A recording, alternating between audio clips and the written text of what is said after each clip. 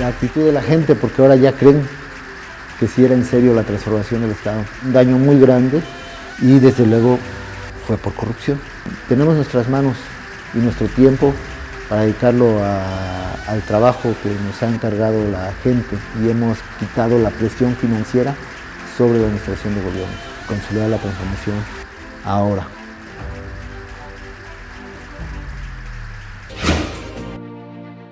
Bueno, mis padres me formaron en el trabajo, conseguir las cosas a base del trabajo, lo que he tratado de transmitir a mis compañeros, colegas y del gabinete.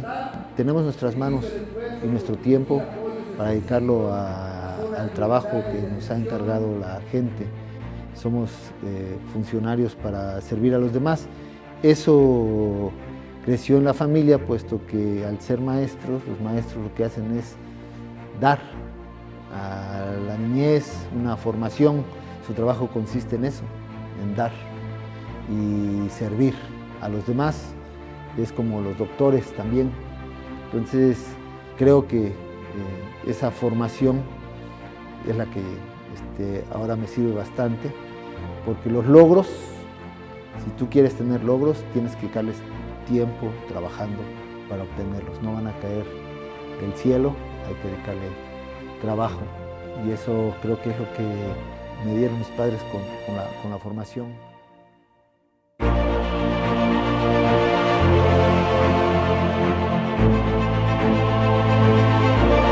Estaba preparado, o sea, sabía que había que revertir un daño muy grande por la corrupción de los gobiernos anteriores y que había que dedicarle tiempo, pues 3 años de entrega al trabajo de gobierno, de que el arranque iba a ser muy difícil, que había mucho por hacer, que había que planificar a 6 años varias cosas y que había que dar resultados también en el primero. Hay mucha expectativa y el daño es muy grande y las finanzas no eran buenas. En ese momento a todo se debía a empresarios, la Universidad Veracruzana tenía deudas no pagadas por el gobierno, teníamos deudas con el SAT, había reclamos de trabajadores, demandas laborales, un desorden administrativo, quizá algo que no había percibido en su dimensión exacta era el desorden administrativo, porque en algún momento dijimos, bueno, estos robaron mucho, pero al menos las cosas administrativas las iban resolviendo, y no, la verdad es que no les interesaba absolutamente nada que fuera siquiera hacer el papeleo correcto de las cosas.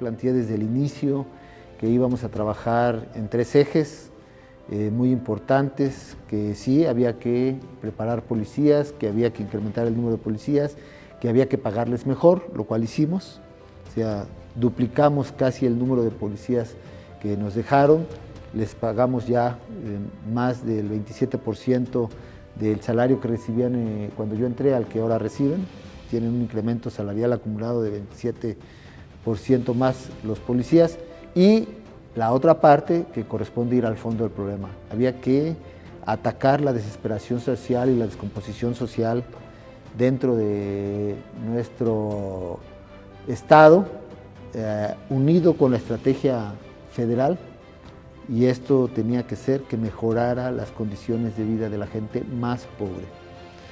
Eso era lo que había que hacer, y entonces uno se da cuenta que eso no puede suceder de la noche a la mañana, ni en 6 meses, como lo llegó a decir un antecesor mío. No, había que ser serio, y por eso la propuesta se llevó a 2 años, con los apoyos del gobierno federal dirigidos a la gente que más lo necesita, con una política acompañada de una política nuestra de honestidad, de combate a la corrupción y de tener mejores policías y más policías preparados, capacitados, sin corrupción, o sea, combatiendo siempre la corrupción. Entonces íbamos a tener este resultado.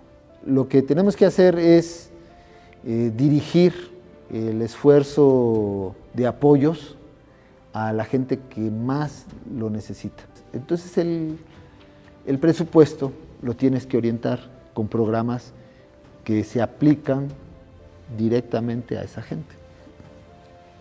Eso fue lo que hicimos a través de programas que teníamos en Sede Sol.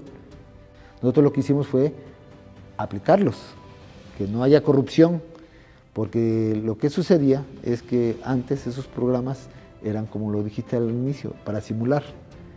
Nosotros los hicimos que fueran reales, que le llegue a la gente, que la gente sí tenga su casita mejor, que sí tenga un ingreso mayor. En esta otra parte también tenemos que estar muy conscientes que la generación de empleos no solamente lo puede hacer el Estado, la iniciativa privada tiene mucho que ver en la generación de nuevos, sobre todo nuevos empleos, y que hay que incentivar la inversión para que se generen esos nuevos empleos.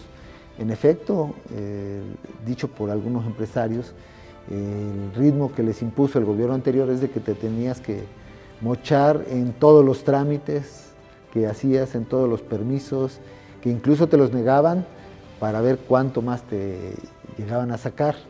Ahora no, ahora nosotros lo que cuidamos son la normatividad, pero no pedimos moches, y esto hace que los empresarios confíen en que planeen bien su inversión y que saben que a los años pues van a ir recuperando su inversión, porque les da mayor seguridad tener un gobierno honesto que administra bien que un gobierno deshonesto. Si tú les pones las reglas del juego desde el inicio y les dices estas van a ser y aquí ya no te vamos a estar molestando, si tú las cumples, ellos pueden planificar grandes inversiones como ahora hemos visto están sucediendo en Veracruz.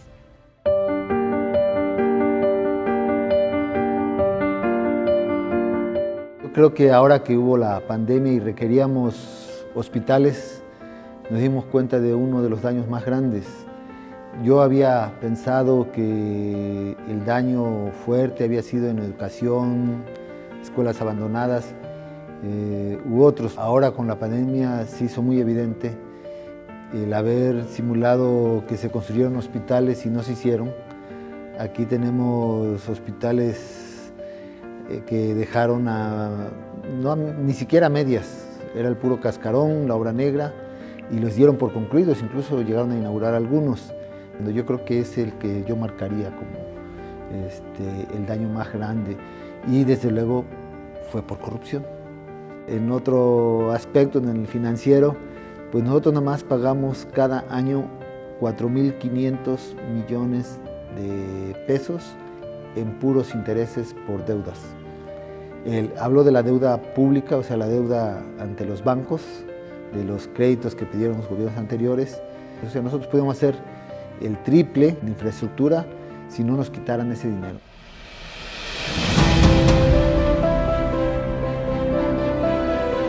La actitud de la gente, porque ahora ya creen que sí era en serio la transformación del Estado.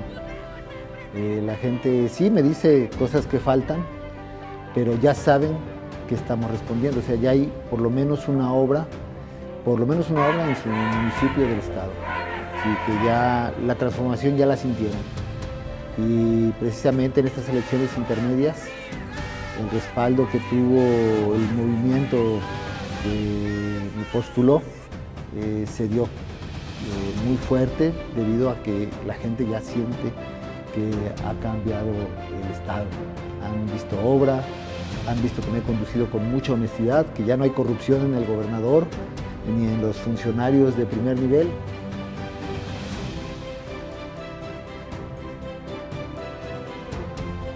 En estos 3 años y después del paso por las elecciones intermedias, muchos empezaron a hablar de qué iba a seguir en el 2024. Y como un llamado a todos los compañeros que estamos no solamente a nivel estatal, sino a nivel nacional en este movimiento de transformación, decirles que después de estas elecciones intermedias, lo que se tiene es más confianza de la gente. Tenemos un presidente ya probado de su honestidad, de su capacidad, de que está cambiando las cosas rápidamente, y que no hagamos cuentas para después del 2024, sino que están dadas las condiciones para consolidar el movimiento de transformación ahora.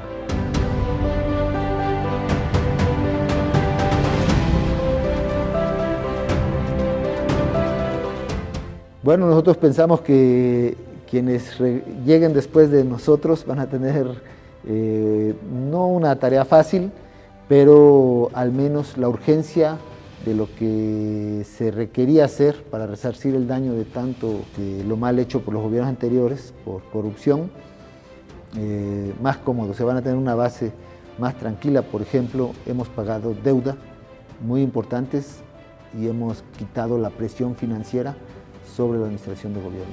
Ya no la van a tener.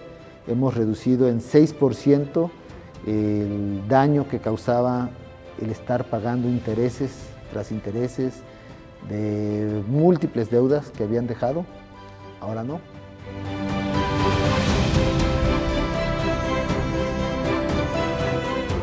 Desde aquí, ahorita lo que yo aspiraría es a regresar a mis clases como maestro de la Universidad Veracruzana en la Facultad de Ingeniería. Sí, yo soy maestro, me gusta mucho dar clases.